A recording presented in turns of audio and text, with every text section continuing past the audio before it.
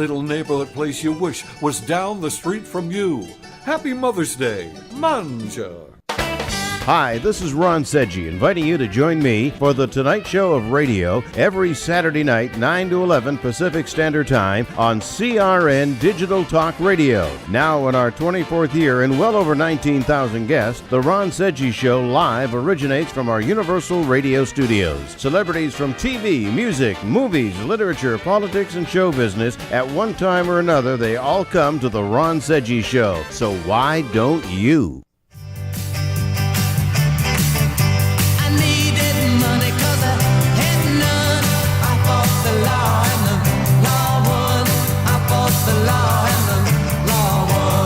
You can try fighting the law all you want, but the law is always going to win.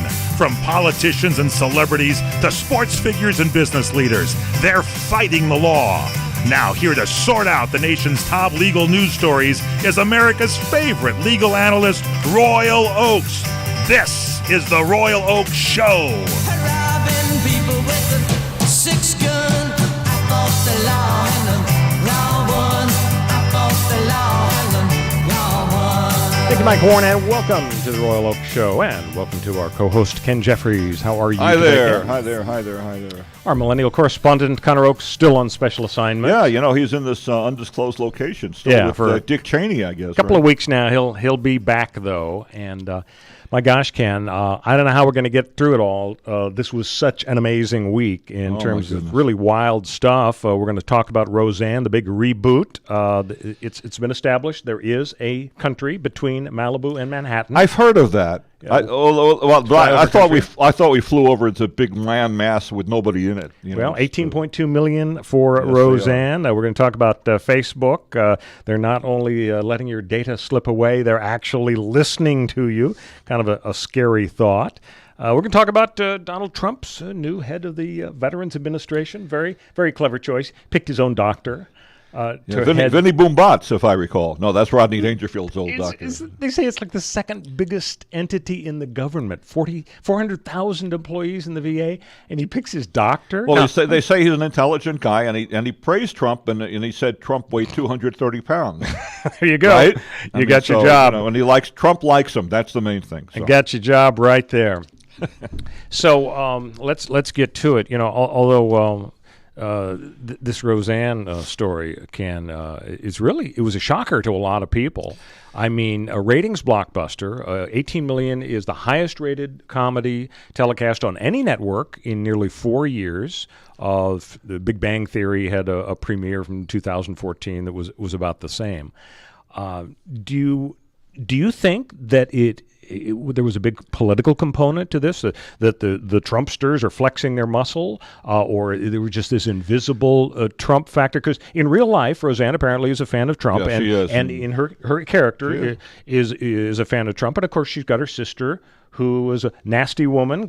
She's got the pussy hat. She was wearing the pea hat. As we call it, so it's a mirror of reality. It's got the clash that we see in so many households. But do you think maybe this is going to inspire Hollywood to have maybe some copycat shows, like bring back Green Acres and Ava Gabor and so on? Well, it's Fred Allen, the late comedian. This is a very old reference, but he said imitation is the sincerest form of television. I hadn't heard that. That's great. Yeah, it's an old Fred Allen. And folks, go Google Fred Allen. Will you please? He had a big feud with Jack Benny, a great comedian. But from that's the 30s what, and 40s. and you may see some of that now. By the way, I checked ratings, I think this morning with DVRs. Now the audience was boosted up to around 21 million.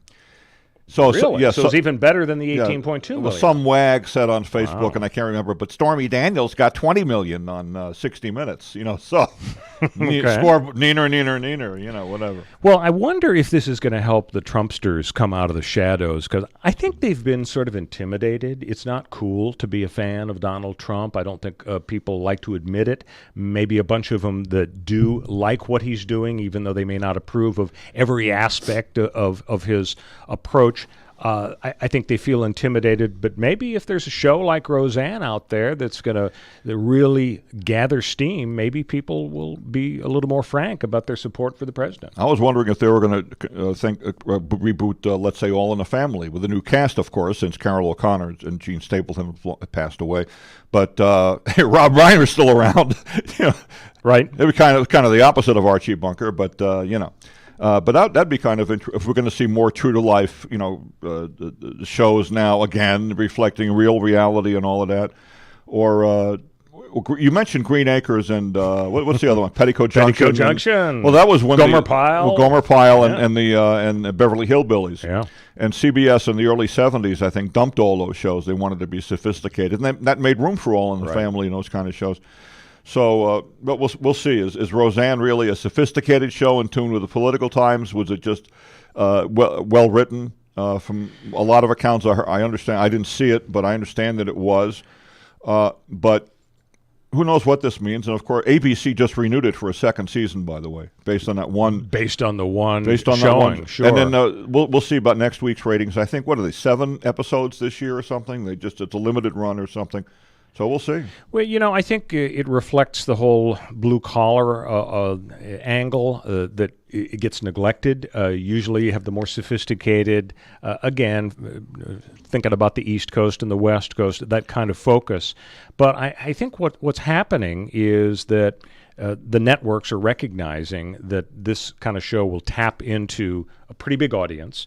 And so I wouldn't be surprised if you do see some more copycat shows. Although ABC did a masterful job of promotion too, and it got to the point where I was going, oh, I don't want another promo for Roseanne. Well, yeah, I mean it's why not? And it paid off for them. So we'll see. Hey, before we get to some of the other stories we want to talk about, every week we have 2 candidates for Moron of the Week. We have a little vote, and so the first candidate this week, we actually reported on it on KBC this week, Ken Jeffries, and it's a guy named Michael Bennett.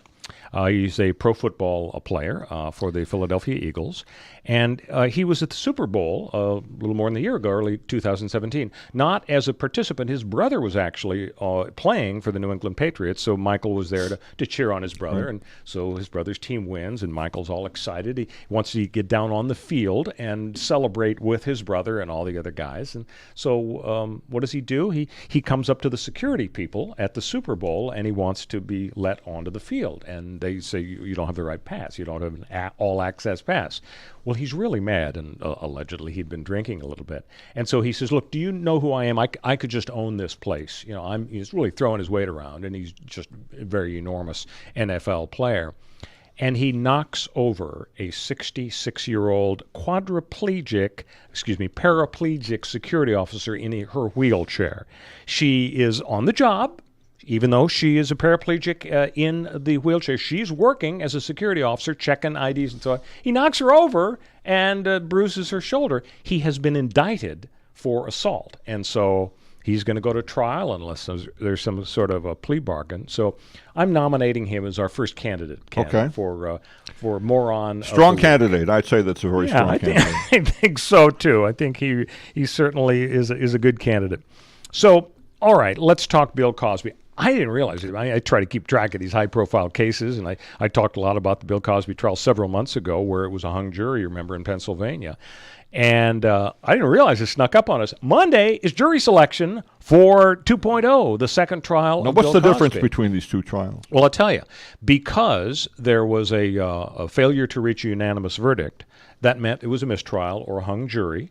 And so what happens is almost always the judge will say, okay, this is frustrating, but we're going to have a second trial. Every once in a long while, if it's like an 11-1 not guilty vote and the evidence against the defendant is really lame, then the defense will say, Your Honor, please dismiss the charges, and the judge will. But almost always the judge says the prosecution gets a second bite at the apple, and sure enough, they got it this time. So the jury selection is going to be beginning, and it's going to start. And a lot of interesting angles pertaining to this new trial. For one thing, you remember last time there's Andrea Constant was the accuser. The trial is about her. And she was really the only one, right? The only accuser. In other words, he was only on trial for sexually abusing her. Allegedly gave her a Quaalude to relax her, and while she was unconscious, he had sex with her. So that's the charge. In support of that charge, the prosecution went to the judge and said, "Oh, Your Honor, he's been doing this for 40 years. Look at all these ladies lined up to testify. They're going to all say he plied me with Quaaludes, he had sex, and so on. He raped me, but of course, they're all, the statute of limitations is gone, so they aren't part of the What was it about trial. Constan that it was admissible? Yeah. Happened within the statute of limitations? Yes, hers was the one and only that they could try him on. That they could try him. And so what happened in the first trial several months ago is that the judge said in response to the prosecution saying, "Judge, let's have all these ladies testify," he said, "Look, I'm going to let you have one. Just one lady in addition to Andrea Constant." And so there were 2 women who testified. Well, it obviously wasn't enough for the jury. So now what happens, a month or so ago, the prosecution comes back and says, "Okay, Your Honor, we're back. We're going to have our second trial. We'd like all those ladies that you didn't want to hear before to testify." And guess what the judge said? He said, "Okay, I'm going to allow up to 15 women, in addition to Andrea, testify." So that's a huge difference between that trial and this one. Well, where did the judge arrive at that figure? Do you know? It's just that you picked it out of the air. I mean, basically, 50 plus women have made the accusation against Cosby. The prosecution in Pennsylvania has interviewed all these women, and they picked the 15 they liked the best, and they said, "Judge, please allow these ladies in," and it looks like he's going to do it. He could still limit the list, but this is a dramatic change. And, usually in these high-profile trials, like in the Phil Spector deal where it was a hung jury, they always get a guilty verdict the second time around. And with this advantage, if you're going to go to Vegas and bet some money on the Cosby trial, Ken, I would say you might want to bet against Bill Cosby.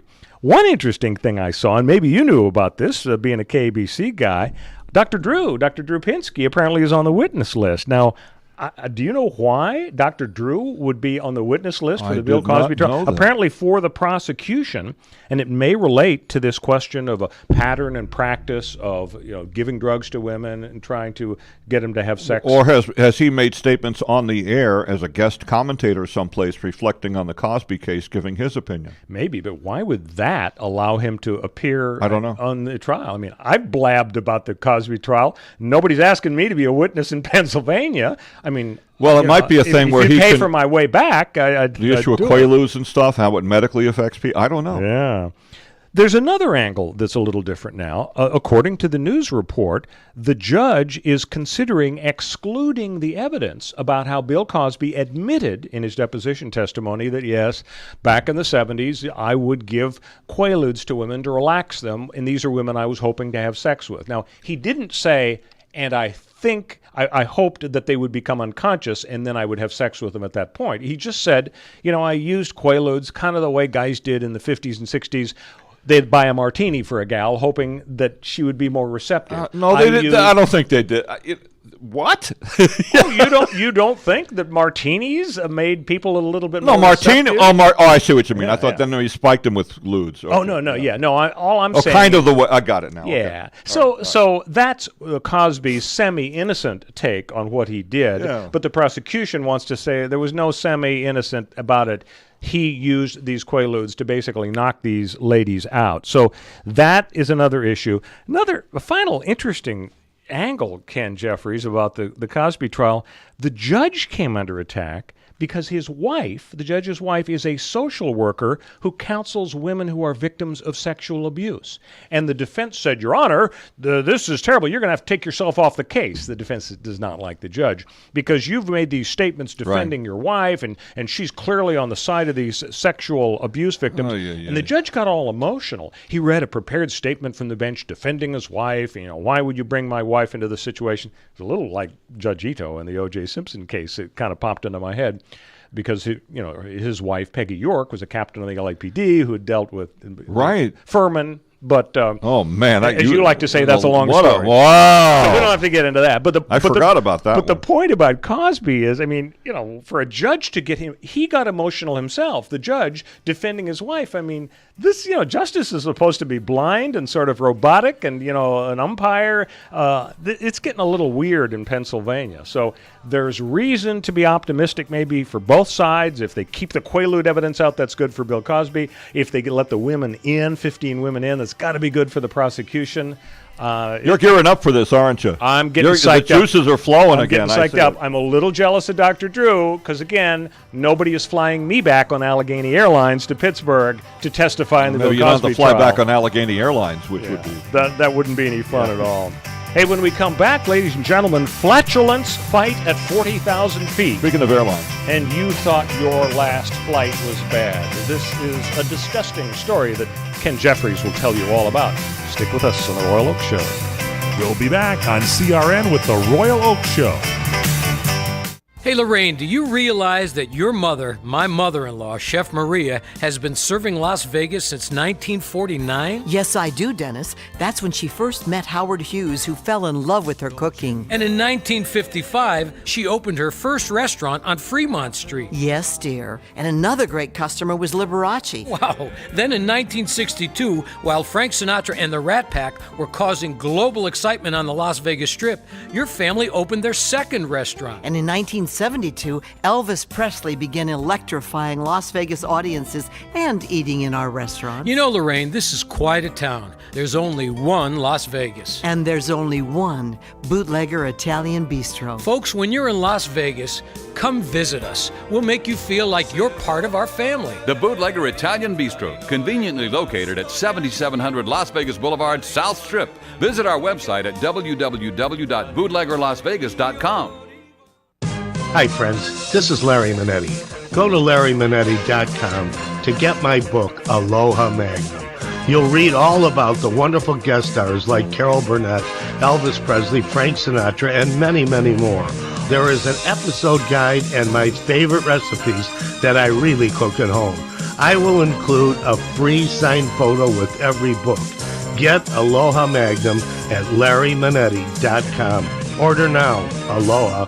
It has been said that everyone has a book in them. But do you have the time or the ability to write your book? Maybe you picked up some skills or had a life experience that you want to pass on in the form of a book to help others. Maybe you want to leave an autobiography for your family. Or maybe you've built a successful business and you want to share your story. At Dorrance Publishing Company, we have professional writers who can help turn your book idea into a finished manuscript quickly and affordably. A Dorrance ghostwriter can provide as much or as little help as you need to complete your book. You'll work directly with your ghostwriter to finish your book faster than you ever could on your own. It's easy to become a published author. Call Dorrance now to learn more. 800-485-8803. 800-485-8803. 800-485-8803. Call right now. That's 800-485-8803.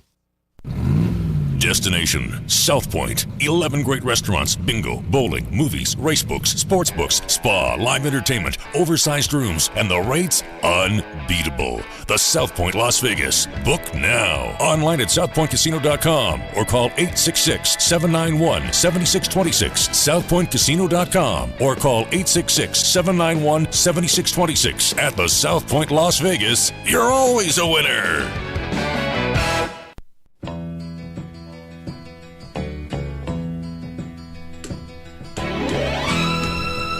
Welcome back to the Royal Oak Show with our co-host, Ken Jeffries. So, Ken, you know, I was thinking maybe to spice up the show, one day we ought to perhaps do it in special voices.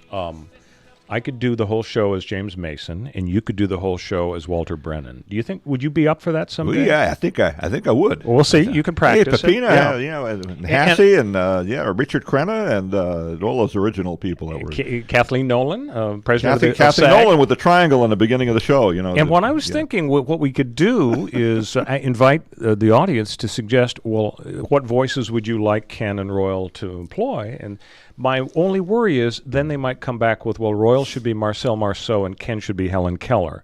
And if we got that kind of feedback, I would be sad. Well, it'd be like the blind leading the blind. Well, never mind. That's a silly joke. That's not PC. Yeah. No, it's not PC. No, I'm sorry. So you were mentioning breaking news. Donald Trump has issued a tweet that's critical of somebody. I mean, I'm stunned. And the object of his anger is Jerry Brown. Jerry Brown, and he called him today, or I guess yesterday, Governor Moonbeam.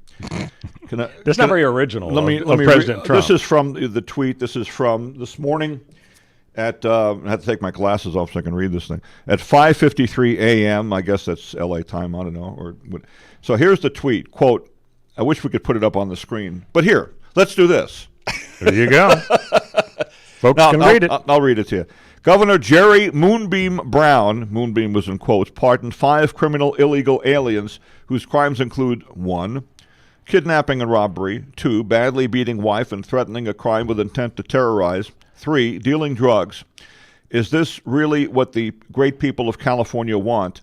And at Fox News, it said and it had the ampersand at Fox News. Sure. So Donald Trump is not shy about taking folks on, and obviously he wants to take on Jerry Brown. He wants to take on the whole illegal immigration issue, and to the extent Brown is firmly a part of the resistance, I guess this makes sense from President Trump's standpoint. Yeah, just a little tag on that. The president's message comes after Brown issued pardons yesterday for 56 convicts, including 5 men, 3 of whom were permanent U.S. residents, to be sent back to Asia. And according to the L.A. Times, it says a pardon from the governor can be decisive in helping a person avoid deportation. I think it's a little counterintuitive, Ken, that you take your glasses off to read. But I know. I'm not gonna inquire into your ophthalmological issues. That's your private stuff. Yeah, usually people put. I'm nearsighted and I'm getting old, so it's one of those things. Speaking of private stuff, normally if someone has an embarrassing flatulence incident, it's nice segue. Private. Yeah, thank nice you very segue. much. But there's a news story, Ken Jeffries. It's every traveler's worst nightmare, stuck on a tight airplane seat next to somebody who just won't stop committing flatulence loudly. Excessive flatulence led to an emergency landing this week for a Transavia flight in Europe. Now, for openers, what's Transavia? Is that like Transylvania? I thought it was Transylvania. Dracula farting? Sitting next to Dracula fart, yeah. I've never heard of it. Jose, have you ever heard of Transavia Airlines? Pardon me while I passed some gas. I don't know what this is about. But can you imagine, this is awful, and it says, according to this story, flatulence has come up in at least 2 British Columbian Human Rights Tribunal cases, one involving a complainant who claimed his gassiness was held against him and another who accused a coworker of deliberately farting at him. The argument was the odor is due to a medical condition, and the employers and the complaining coworkers run the risk of discrimination. There was a tactfully written letter from... Discrimination? Yeah, you can't discriminate against somebody with medical conditions, and if you have a medical condition causing flatulence, Ken, well... So this letter from the employer to the offending employee said, please ensure you remove yourself from your coworkers when you have the need to release gas. I recognize flatulence is a bodily function. You may have a medical condition that restricts your ability to control your bodily functions. Do we keep this show on a high plane or what? I'm telling you, that's when they go low, we go high. Let me tell you. So the Where second have I heard that case, quote before? Wait a minute. Second case involving Vancouver, California, there was an employee of a computer company who complained a coworker would fart in his face as part of a campaign of verbal and physical abuse. The company responded by saying the coworker had Crohn's disease. The condition was accompanied by flatulence, was never directed at the complainant. So it's very serious stuff. Now, back to the airline. Transavia fart situation erupted when 2 male passengers on the low-cost Dutch airline, now we're figuring that's probably why it's low cost also, asked a fellow passenger to stop passing wind. He refused, and a fight broke out, forcing an emergency landing in Vienna. Would that be a nightmare of a flight? You know, you're really, it's important to get where you're going fast. With the landing with the wind? Yeah. According to Sarah Schlichter, senior editor of Smarter Travel, if you're flying many hours, you don't have a chance to shower. Maybe you've had to run and catch a connection. Body odor is not uncommon. And then another problem, aloft is bad breath. It's enough to make you stop flying. I'm going to cancel my next flight. Hey, ladies and gentlemen, when we come back, we're going to be talking about prisoner monitoring. We'll be back on CRN with the Royal Oak Show. Hi, everyone. This is Fred Dreyer with some breaking news. My new movie, Highway 395, has just been released. Highway 395 is my latest movie and is now available for all of my friends and listeners to own. Highway 395 is a classic modern-day Western thriller. Action, romance, and the frontier spirit. It's all there in my new movie, Highway 395. Now, here's the best part. You can own this movie tonight by going to my brand new website, freddryer.co. Head to my website now at freddryer.co and check out the trailer. Then order the movie for a great night of entertainment. And while you're at freddryer.co, check out the memorabilia and my career highlights. But don't forget to order my new action thriller movie, Highway 395. So head over to freddryer.co. That's freddryer.co. Do you want to fly somewhere, anywhere in the world? Smart travelers call myflightsearch.com for the best deals on flight tickets. Going to Manila, Bangkok, London, how about Singapore? Call myflightsearch.com for the lowest flight tickets available. What about a local vacation? Let's say you want to fly to Vegas, Orlando, Miami, Los Angeles, or Denver. Pick up the phone and call myflightsearch.com right now. We have exclusive deals that you can't find anywhere else. The only way you can get these low airline prices is by calling us. We have so many low prices available, we can't possibly tell them to you right here and now. If you're flying somewhere anytime in the next 6 months and you want the lowest airline ticket prices anywhere, you owe it to yourself to save a ton of money. So pick up your cell phone and call myflightsearch.com right now. Call 800-445-3166. 800-445-3166. That's 800-445-3166. Call now. 800-445-3166. Kaanapali Beach Hotel, Maui's Hawaiian Hotel. Aloha! Experience your home away from home being beachfront at the Kaanapali Beach Hotel. Begin your getaway relaxing on over 11 acres of tropical Hawaiian gardens at Hawaii's most Hawaiian hotel, voted Best Aloha Spirit by Hawaii Magazine readers. Just walking around the grounds with all the tropical vegetation, relaxing poolside, or kicking back in the sun on the world-renowned Kaanapali Beach makes you feel like you're home in paradise. There's a package to fit all your needs: wedding, honeymoon, activities, private parties, great food, or just good old beach fun. The hotel perpetuates the Hawaiian tradition at its best. Call 661-0011 or visit kbhmaui.com. Kaanapali Beach Hotel, Maui's Hawaiian Hotel.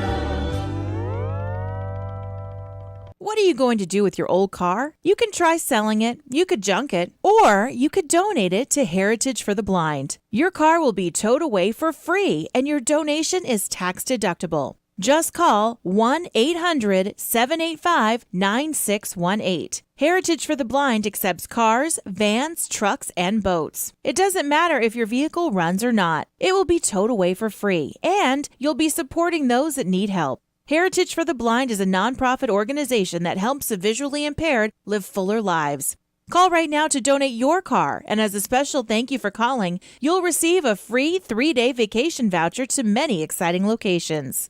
Call Heritage for the Blind right now, 1-800-785-9618. Donating is easy, and your vehicle is towed away for free. Plus, you'll get a free vacation voucher. Call now, 1-800-785-9618. That's 1-800-785-9618.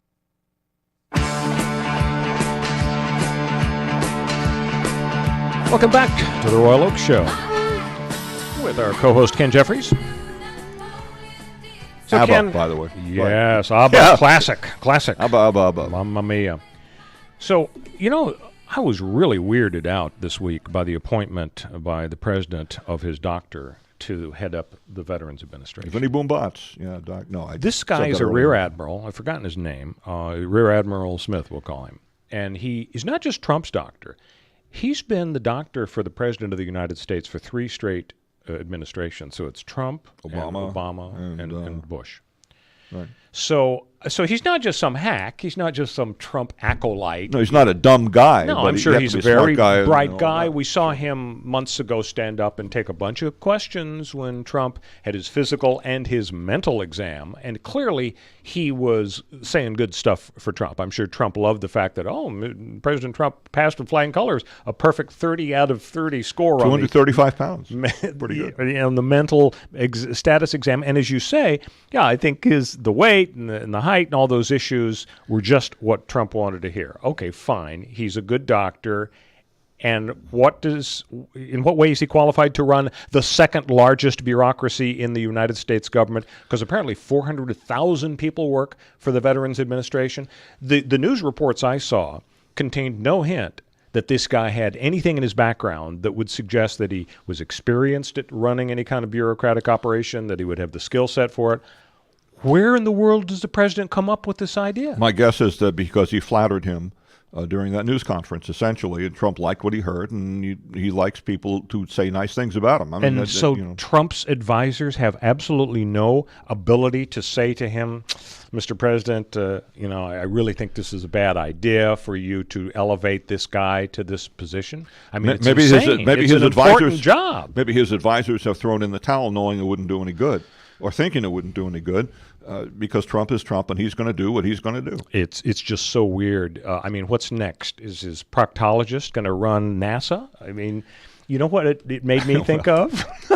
You don't have to react to that. The flatulence on the airlines. You don't have to react to that, Ken. I'm sorry. You know what it reminded me of? Was Harriet Miers. When President George W. Bush was in the Oval Office, and there was a vacancy on the United States Supreme Court, and he went through this person and that person. Well, that's right, Harriet Miers. He finally picked Harriet. What was her claim to fame? I don't remember She anymore. was a lawyer from Texas. I'm sure she was a good lawyer. She was president of the state bar in Texas. She hooked her wagon to a star and followed George W. Bush to the White House. And I don't think she was technically even the chief of staff, like James Baker for Ronald Reagan. She was like the head of the staff. She helped run the White House and keep the trains running on time, and she probably did a really good job at that.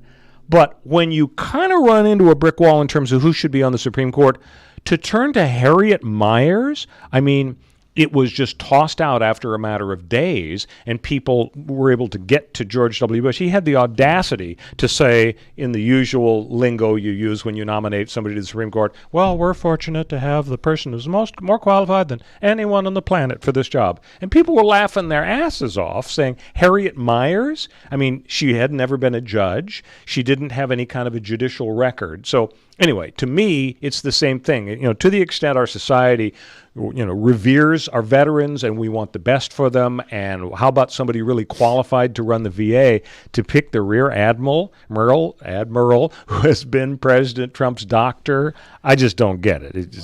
I don't know either, but and we'll see. I mean, he has to be confirmed, I think. I think the VA head is a position that has to be confirmed, so it could be an awkward situation. I'm kind of surprised Betsy DeVos hasn't been called in on the carpet yet, because she gave a disastrous interview by many accounts on 60 Minutes a couple of years ago. It may seem like a couple of weeks ago, and the union, public school, the teacher unions hate her. Right. She is pro-charter all the way, but she doesn't seem to know a lot about public school education. And I think the problem there is it's hard to get somebody to blast somebody out of a job if in this Rear Admiral situation. But he's firing people left and right. I mean, that's true. Other cabinet true. posts, But when you replace somebody, then they've got to be approved and voted on by the Senate or whoever, and that can be challenging if there's some real difficulties with the nomination. To get somebody blasted out, as in Betsy DeVos's case, I think it's pretty hard. Hey, Ken, let's talk about Facebook situation. You're a big Facebook guy, and so apparently... It wasn't until all of this stuff happened now. Well, and it's a double whammy, because people are very concerned about the fact that their private data is being mined by these companies, the Cambridge Analytica thing and so on. But the second half of the double whammy we're hearing about this week is that Facebook may actually be listening to you. If you open the app and you're walking around with your smartphone or your iPad or whatever, apparently they may actually be hearing what you're saying. And the reason folks are worried about this is because they're talking with their friends, they're having a conversation, and maybe they're talking about, well, I like satin-lined lug nuts, Bill. And Bill says, oh, yeah, I kind of like satin-lined lug nuts, too. And what do you know? 3 minutes later, you see these ads for satin-lined lug nuts. You get an ad for satin-lined lug nuts. Now, that can't be a coincidence, because, it defies coincidence. I think that people have a legitimate concern now if somebody is actually listening. Of course, we've talked in previous shows about how these Alexa devices that Amazon is selling, you set it up that it's going to be the answer machine. Do they listen? I mean, I don't have Alexa. I'm the one person that that doesn't have Alexa. I don't have it either, but as I understand it, it's voice actuated, so that if you say, yes, it is. Hey, I got a question, Alexa, what's the capital of Madagascar anyway? And she says, well, Royal, the capital of Madagascar is Centerville. She actually hears you when you start to talk, and that's why, for example, when there was a homicide in a guy's house recently, I shouldn't say that, a man died in a hot tub during a party, and the other partygoers didn't know he was dead, and the next morning, boom, they see him. The cops come in and they lay the subpoena on the homeowner. We want your Alexa device because we think that the voices were recorded throughout the night. That may help solve the question of how this person died. And there was a big kerfuffle in court. Amazon actually, I think, went to court and said, oh, no, we don't want our customer to have to hand this stuff over. And you're wondering, well, why not? Let's get to the bottom of it. Let's get to the truth here. So, yeah, I think they're listening to you. But, I mean, as a Facebook person, does it concern you, the idea that maybe your private conversations with people, when the app happens to be open, might be listened to or recorded? Yeah, I mean, I'm under the impression that everything is recorded, and I hate that, but I almost get the feeling now, what are you going to do? I mean, it's like the privacy is almost thrown out the window in this society. We have the right to expect privacy and the pursuit of happiness and all of that stuff guaranteed by the Constitution, but who knows now? Well, I was saying on this show a week or two ago when the Facebook issue came up, I was kind of taking the opposite standpoint. I was saying sort of what you were saying now, namely, I just assume that somebody's following my keystrokes on computers. When I send emails at the office, I don't make it super private. I just assume that if people who are running the office would like to peer into my email record, they will. And so the idea of somebody taking data that's entered pertaining to things I've bought on Amazon or emails I've sent, my attitude is, well, we live in this sort of 1984 society. But to me, it kind of crosses the line when they're listening to my conversations. Yeah, and I got a friend of mine I went to high school with 50 years ago, and I saw him at my 50th reunion back in New York in last October, and he told me he's a retired an attorney. Right. And lives in the Bay Area now. He was really the smartest kid in the class. I remember that. And I could never reach him on Facebook. Email, I could. And we've talked occasionally over the years. Not a lot, but occasionally. You couldn't reach him on Facebook just because he didn't have an account. He's not on it. And I asked him, why don't you get on Facebook, man? That's my first thing out of my mouth when I saw him. Just, why don't you get on Facebook, man? Right. He says, oh, no. He said, because I was an attorney. And he says, I know what happens when stuff gets on Facebook and social media and stuff like that. He says, I'm sorry, Ken, it's just not me. I mean, it's just not my style to do it, and he said, because I'm a retired now attorney, and he says, and I know about what could possibly happen, right. And he's right, and I think he's right. I actually think he's right. So, big news event this week Anyway. in the legal world. The Orlando shooter, at the time, this was pre-Las Vegas shooting, it was the most deadly American shooting in history. 49 people were killed by this guy. He gets his gun and he goes to the Pulse nightclub. And so he died in the incident, and then they put his wife on trial. And the wife was found not guilty by an Orlando jury yesterday. And I guess a lot of people weren't that shocked because the evidence against her just didn't seem all that strong. Maybe he kept a lot of stuff from her, which is that was the defense argument. Yeah. And it was, Ken, it's weird. She spoke to the cops the very day of the incident, and she gave this tearful confession, they claimed, in which she said, yes, I knew what he was doing, and we were basically casing the joint. We drove around the Pulse nightclub. Right. And the prosecution is saying, case closed. What happened to that? Yeah. What happened is the cops didn't bother to record the interview. Now, I'm no expert on exactly how police these days record interviews. I remember reading a play by a friend of mine about how when they questioned Lee Harvey Oswald after Kennedy was shot, there was no audio recording, there was no video recording, there was nothing but a detective from Dallas with a Stetson hat. Well, in those days, they really didn't have, the recorders were very bulky anyway. I guess, yeah. But I mean, you look back and you think of all things you would want to record. Lee Harvey Oswald accused of killing Kennedy. Well, they might have been busy tipping off Jack Ruby to kill him the following day. Could be. Allegedly. So fast forward to now, a year or so ago, why wouldn't they have recorded video or audio of the interview of this lady? But they didn't. And so as a result, there was a big kerfuffle over what she really said, because the investigator said, well, here are my notes. She basically confessed, and I'm going to read my notes into the record. But here's the catch. One of the things that supposedly she said that the guy wrote down was, my husband and I drove by the Pulse nightclub, where he ended up shooting these 49 people, to case the joint.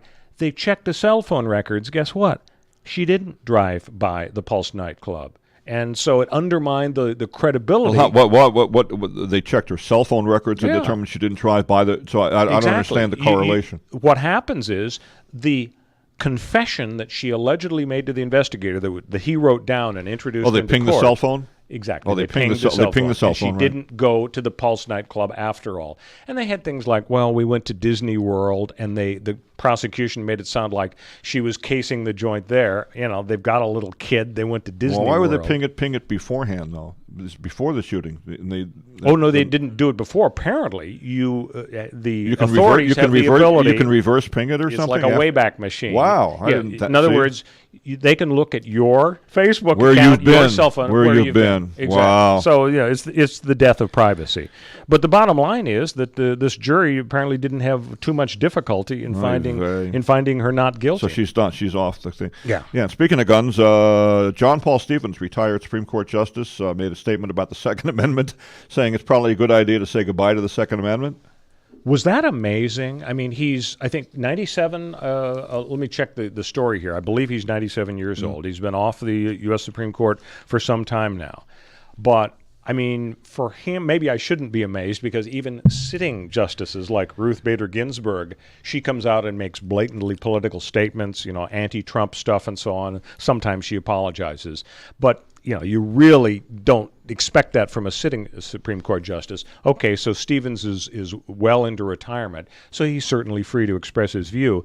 But for him to say we ought to repeal the Second Amendment, it bothered me, because it suggested to me that maybe he didn't have exactly an open mind in deciding the gun cases when he was on the court. And, the gun case in the last several decades is the Heller case, which was written by we've Justice... talked about on the show with Scalia's son. Exactly. Yeah. So Scalia writes the opinion in the Heller case, and basically what it said was, okay, it's been an interesting 200 years with everybody fussing over what does the Second Amendment really mean about a well-regulated militia. Does it really mean you and I have a right to own a gun personally, or is it just a militia thing? And the Supreme Court said, finally, we're resolving it. Yes, it does give individual people the right to own a gun in the United States. It's guaranteed by the Second Amendment. Now, are there restrictions on it, like we have free speech restrictions, fire in a crowded theater? Yes. You can't have a bazooka. And maybe it applies to like giant magazines. Well, it gets onto the AR-15s and all the assault. Exactly. Now it's nitty-gritty. Right. But that's the debate over background checks and age of sales and the size of the magazines. Should it be 10 or 20 or 30? Should it be the bazooka and the machine gun where one pull and you spray countless bullets? But for the justice of the Supreme Court to come out and say we should get rid of the Second Amendment, again, you know what it reminded me of? It reminded me of a few decades ago when the California Supreme Court had a Chief Justice by the name of Rose Byrd. Oh, I remember. Yeah. So she was an appointee of Jerry Brown. She had not been a judge, by the way, which was a little weird for her to have been appointed to that position. And she was kicked off the court. You know why she was kicked off the court in a recall election? Because 55 straight death penalty cases, every single one, she came up with an excuse saying, well, this guy wasn't given a fair trial, and this guy's confession was coerced, and the moon was full the day he was convicted. 55 straight freaking death penalty cases, and people said, excuse me, might be a trend Rose? here. Yeah. And the trend was, what she didn't want to admit, she didn't believe in the death penalty. But she couldn't come out and say that because the law in California was the death penalty is okay in certain cases of murder, heinous, kidnapping. And it still is, right? Exactly right. Well, I mean, we never seemed to execute anybody. Well, that's another story. Yeah, because it takes decades to do it. But it was really unacceptable to most Californians that this Chief Justice was really dishonest. She couldn't come out and say, I'm never going to vote in favor of the death penalty because I don't think it's legal, I don't think it's moral, and so on. And we essentially said to her, we don't think that was an honest approach. We don't think you had an honest attitude toward the death penalty. And I would say the same thing about John Paul Stevens. I mean, I think that if his secret attitude was, I don't believe in the Second Amendment, maybe that could have influenced his decisions in gun cases. Well, we may never know. The practical fact, of course, is, and some columnists, Brett Stevens, the conservative columnist who went over to the New York Times recently, came out and said, let's repeal the Second Amendment. Right. Give me a break. There's no freaking way the United States is going to repeal the Second Amendment. Background checks, restrictions, take away the machine guns, fine. But absolutely no way you're going to pry the guns from the cold, dead hands. Yeah. Exactly right. Yep. Hey, when we come back, our Hot Tub Time Machine and our Moron of the Week winner. We'll be back on CRN with the Royal Oak Show. Come to Angelo's and Finchie's Restaurante to see memorabilia of movie stars and theatrical magic right in downtown Fullerton, California. The Art of the Great Masters in an Italian town square complete with storefronts of old, Italian butchers and cheesemongers, fruit and wine vendors, seamstresses showing their wares, the romance of Romeo and Juliet. Find our mystical Room of the Moon, and don't forget King Kong, Dracula, Frankenstein, and who knows what awaits you in the wine cellar. Enjoy the great food. We hand stuff our pastas, roll each and every tortellini, bake our own bread, and make all of our sauces fresh from our private stock of Sicilian family recipes. Pasta to seafood, chicken to award-winning pizzas, tiramisu flown in from Rome. If you can't find something on our menu to tempt you, you don't like Italian food. Try our Sunday brunch, all you can eat, just $21.95. And Angelo's and Vinci's has been named the best Italian restaurant in Orange County 2 years in a row, and our owner has been named Restaurateur of the Year. Angelo's and Vinci's, Fullerton, California, 714-879-4022 or angelosandvincis.com. Hi everyone, this is Fred Dreyer with a big announcement. My new movie, Highway 395, has just been released. Don't miss this classic modern-day Western set along Highway 395 in California. It's an action thriller with some romance too. You can own Highway 395 today by going to my brand new website, freddryer.co. That's freddryer.co. Get my new movie, Highway 395, and check out my new website, freddryer.co. The smartest way for you to get the lowest prices on your plane tickets, domestic or international, is to call SmartFares first or last, but you've got to call us before you book your plane tickets. Fly anywhere in the world, fly anywhere in the U.S., and SmartFares can save you up to 75% on your plane tickets. We have the lowest airline ticket prices on over 500 airlines, and you've got a great 12-hour free cancellation window. Plus, with our live agent help, you can always get fast help and fast answers. So on your next trip, maybe today, maybe tomorrow, how about right now? Pick up your phone and call SmartFares, plus save up to 75% on your plane reservation. So call right now. 800-915-2644, 800-915-2644, 800-915-2644, 800-915-2644. Destination South Point. 11 great restaurants, bingo, bowling, movies, race books, sports books, spa, live entertainment, oversized rooms, and the rates unbeatable. The South Point Las Vegas. Book now. Online at southpointcasino.com or call 866-791-7626. southpointcasino.com or call 866-791-7626. At the South Point Las Vegas, you're always a winner.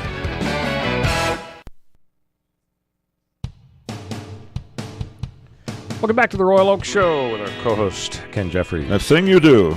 Yeah, This is what we do. This was I love this movie. Wonders. Perhaps it wasn't Tom Hanks' finest film. Oh, I liked it a lot. The song was so catchy, and the young guys in the band. I mean, they weren't like the Monkees, but it was almost that. Prefab Four is what they called the Monkees. Remember that? Yeah, that's exactly right. They sent out a casting call for people with some musical abilities. So Sean Penn's in the news, Ken Jeffries. Not necessarily in a good way.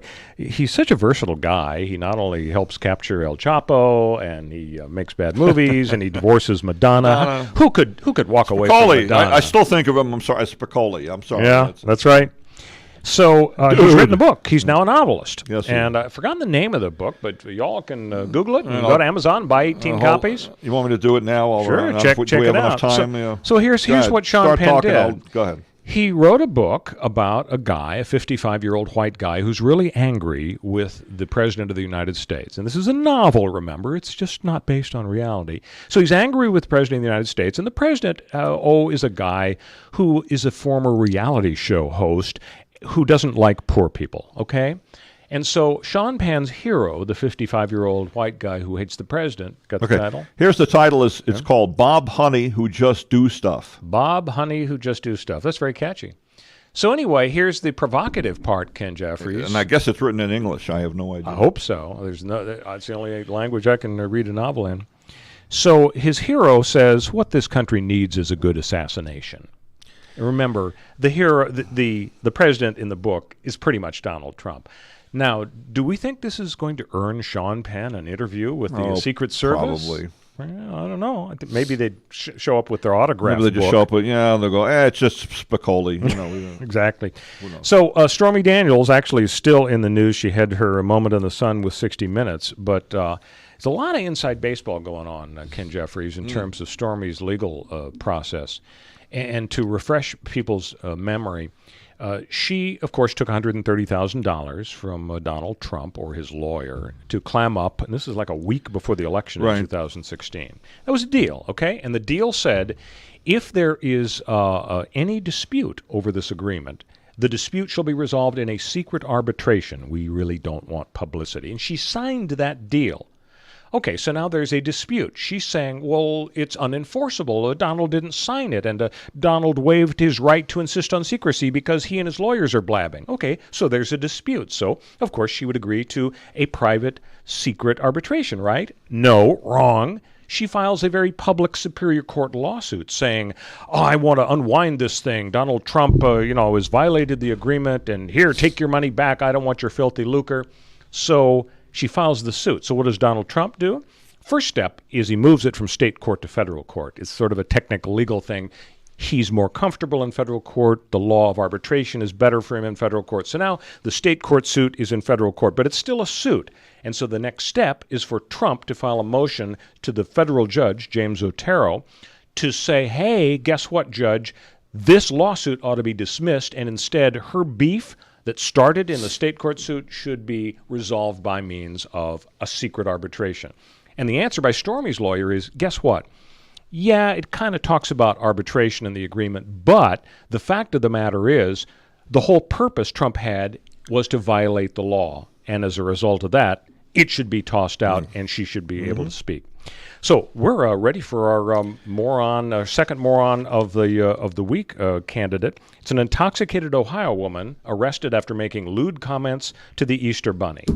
Ken Jeffries. She gets drunk and she says naughty things to the Easter Bunny. You know what? I think it's her. It's her. Yeah, instead of the football player. I agree. We're gonna give her the honor. We got a hot tub. We've got just enough time for the hot tub time machine. Jose, let her roll. What are you going to sing tonight? I'm going to sing I Dreamed a Dream from the Miserables. Okay. I know, Got an idea of this? Susan Boyle. Yes, Susan Boyle. Exactly right. I dreamed a dream. Which is even better than that. Yes, good. I mean, that was good, what you did. Yeah. Well, Susan Boyle. Just listen, folks. I dreamed a dream in time gone by. Well done, Susan. See you next week, folks, on the Royal Oak Show.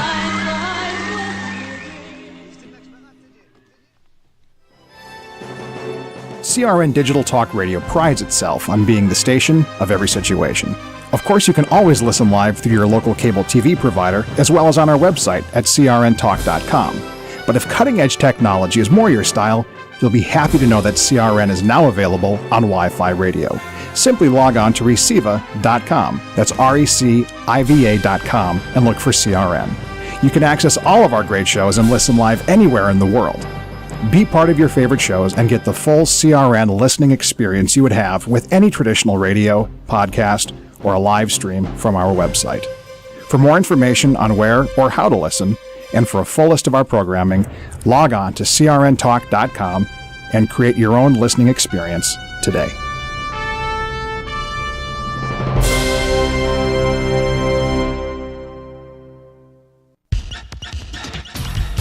The radio channels. The radio channels. It's time now for the Polka Party. This is Dick Sinclair. Welcome to the program, and away we go.